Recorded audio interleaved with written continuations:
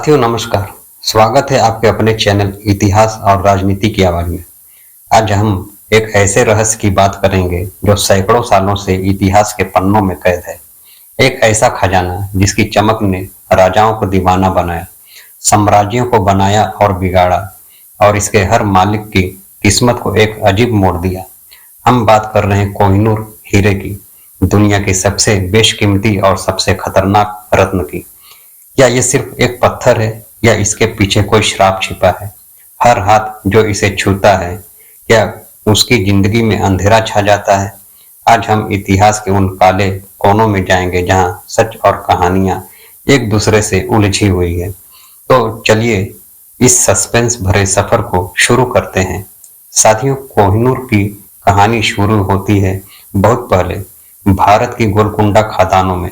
इतिहासकार मानते हैं कि यह हीरा 13वीं शताब्दी में पहली बार सामने आया। उस समय 108 कैरेट का था और इतना बड़ा और चमकदार कि इसे देखने वाला मंत्रमुग्ध हो जाए। पहला नाम जो इसके साथ जुड़ा वो था काकतीय वंश। दक्षिण भारत के इस शक्तिशाली राजवंश ने इसे अपने खजाने में रखा, लेकिन इसके साथ एक कहावत भी आई, जो इसे पहनेगा वो दुनिया पर राज करेगा। लेकिन उसकी जिंदगी में सिर्फ दुख और तबाही आएगी।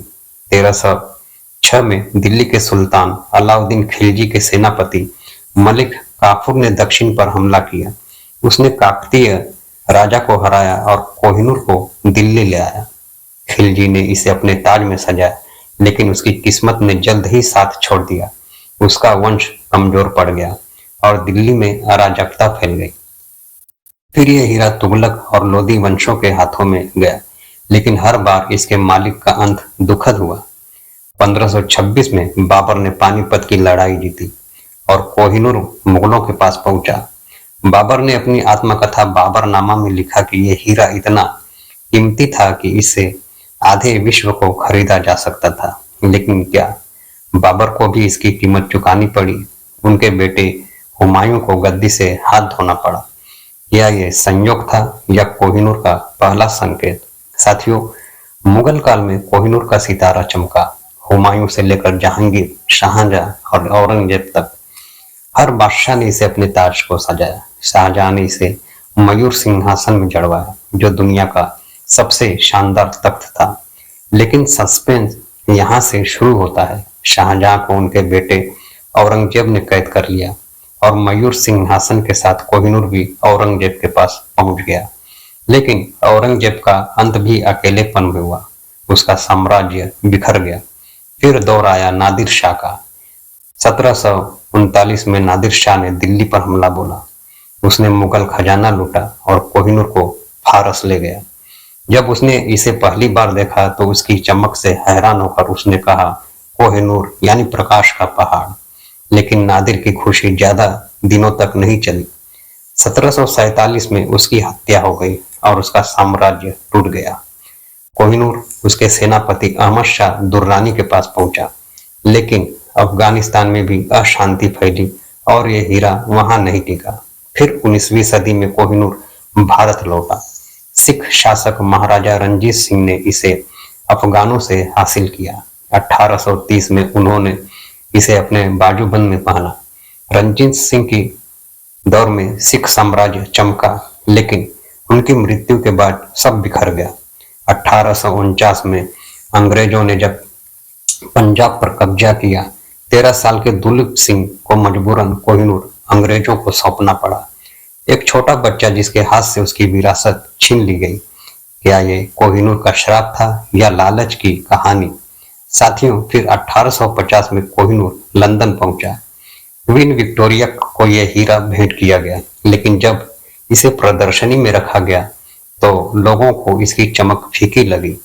अंग्रेजों ने इसे काटकर 105.6 कैरेट का बनाया ताकि ये और चमके, लेकिन यहाँ से सस्पेंस गहरा होता है। क्वीन विक्टोरिया को डर था कि यह हीरा अभिशप्त है। उसने इसे सिर्फ महिलाओं के लिए सुरक्षित माना, क्योंकि इसके पुरुष मालिकों की दुखद कहानियां मशहूर थी।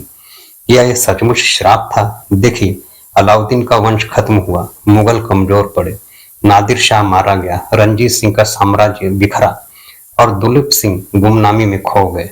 ब्रिटिश राज में भी कोहिनूर के बाद मुश्किलें बढ़ी। 20वीं सदी में उनका साम्राज्य ढह गया। कुछ कहते हैं कि ये संयोग है, लेकिन इतने संयोग आज कोहिनूर लंदन के टावर ऑफ ज्वेल्स में कैद है। भारत, पाकिस्तान और अफगानिस्तान इसे वापस मांगते हैं, लेकिन ब्रिटेन इसे छोड़ने को तैयार नहीं। क्या ये हीरा अभी भी अपने मालिकों को प्रभावित कर रहा है, या ये बस इंसानी लालच की कहानी है? तो दोस्तों, कोहिनूर एक हीरा नहीं, एक अनसुलझा रहस्य है। इसकी चमक ने राजाओं को लुभाया, लेकिन इसके साथ आई तबाही ने सबको हैरान किया। या ये श्राप सचमुच था, या ये सत्ता और लालच का खेल था? क्या कोहिनूर कभी भारत की मिट्टी में लौटेगा, या लंदन में कैद रहेगा? ये कहानी हमें सोचने पर मजबूर करती है। क्या कोई चीज इतनी कीमती हो सकती है कि उसकी कीमत इंसानी जिंदगियों चुकानी पड़े? आप क्या मानते हैं? क्या कोहिनूर अभिशप्त है, या ये सिर्फ इतिहास का एक टुकड़ा? नीचे कमेंट में अपनी राय जरूर बताएं। अगर आपको ये वीडियो पसंद आया तो लाइक करें, सब्सक्राइब करें और बेल आइकन दबाना न भूलें। इतिहास की इसी ही सस्पेंस भरी कहानियों के लिए हमसे जुड़े रहें। मिलते हैं अगले वीडियो में।